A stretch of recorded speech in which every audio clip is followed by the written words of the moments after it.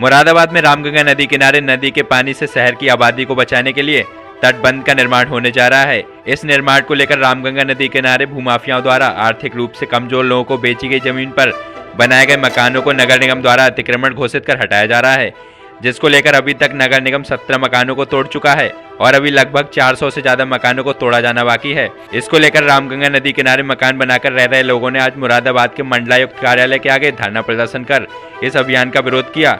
विरोध करने वाले लोगों का कहना है कि उन्होंने ये जमीन जिन लोगों से खरीदी है, प्रशासन उन लोगों के खिलाफ रिपोर्ट दर्ज कराकर कार्रवाई करे और उनके द्वारा दिए गए पैसे और लागत वापस दिलाए।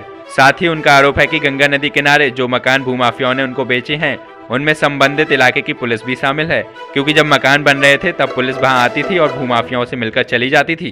भरबलान क्षेत्र के सारे घर तोड़ दिए गए हैं बिना नोटिस के। सरकार ने हमें कोई, नगर निगम ने कोई नोटिस नहीं दिया था और जो लोग रह रहे थे वहाँ पे गरीब थे, कर्जे में घर बनाए थे उन्होंने कर्जा लेकर।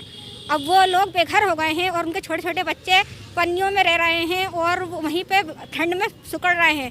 हमारी ये मांग है प्रशासन से कि हमें हमारे लोगों को घर दिए जाएं और जो बेआसरा हो गए हैं उनके रहने की व्यवस्था करी जाए। जो मकान जो उनसे ज़मीन ली थी उन्होंने कहा बनाओ, जो पट्टे की जगह है ये रसूलपुर गांव में, लगता है हमारे पास पट्टा है, कोई वो नहीं है इसकी। जो अब वो उनसे जो कैसे पैसों को कह रहे हैं तो ये कह रहे हैं हमारे पास पैसे नहीं है, जो कार्रवाई करनी है वो करो।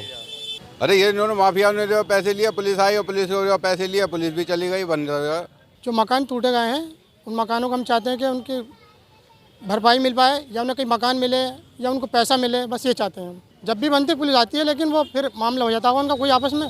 जो हमारे मुरादाबाद के अंदर ये गरीब लोग हैं सभी, इनको जो यहाँ के कुछ माफिया लोग हैं उन्होंने झांसा देकर कुछ ज़मीन दिलवाई, इन्होंने वहाँ बेचारों ने, सीधे साधे लोग हैं, वहाँ मकान बना लिए। अब प्रशासन उन मकानों को अवैध बताकर तोड़ रहा है। ये प्रशासन हमेशा या तो बरसात में जब बारिश होती है या सर्दी में, ख़ास तौर से सर्दी में जब सर छुपाने के लिए जगह नहीं होती तभी ये गरीबों के घर तोड़ते हैं। इनको मकान नहीं देते, इनको जगह नहीं देते, इनको बताया नहीं जाता। जब ये बना लेते हैं माफिया लोग पैसा लेके चले जाते हैं, अधिकारी लोग उन माफियाओं से मिले रहते हैं तो उन पर तो कोई कार्रवाई नहीं होती। लेकिन गरीब लोगों के घर तोड़ दिए गए, उजाड़ दिए गए, तो ये सरासर अन्याय है। आज ये सभी लोग आए हैं, हम इनका समर्थन करते हैं, हम इनके साथ हैं कि प्रशासन, कमिश्नर साहब इस बात को देखें और जो असली दोषी हैं उनके खिलाफ कार्रवाई हो और इनका जो तोड़े गए मकान है उनका मुआवजा मिले, इनको मकान मिले और जो इनके साथ जाति हो रही है वो नहीं होनी चाहिए। इसी बात को लेकर सब